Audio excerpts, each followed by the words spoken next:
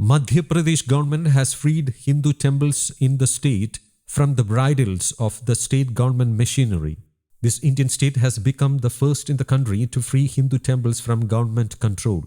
The right to the temples, their activities and their land will now solely rest with the priests and the temple trust henceforth. In India, Hindu temples and their revenues are usually controlled by the respective governments. However, all other places of worship, be it mosques or churches, are under their respective board of religious leaders.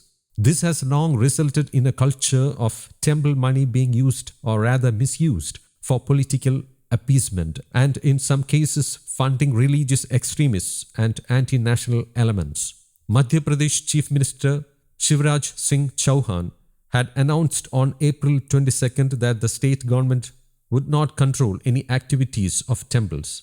Addressing an event in Bhopal on Parashuram Jayanti, the Chief Minister had said, "We have decided that the government will not have any control over the activities of the temples and the auction of temple land will be done by priests and not by collectors." The BJP has also been campaigning to free Hindu temples from the control of governments. Freeing Hindu temples in India from government control is a long pending demand of the Rashtriya Swayam Sevak Sangh as well. The RSS has been pushing the narrative that Hindu temples are under government control and that funds collected through these temples were being spent on maintenance of churches and mosques. Karnataka has also plans to free temples from government machinery, but there has been no progress in this direction. But a significant number of temples in the state are regulated by the Karnataka Hindu Religious Institutions and Charitable Endowments Department. In September 2022, while considering a public interest litigation that pressed for Hindus to have the same right as Christians and Muslims to manage religious places like temples without government interference, the Supreme Court had observed that since all temple earnings come from Hindu society, it should be used for their societal welfare.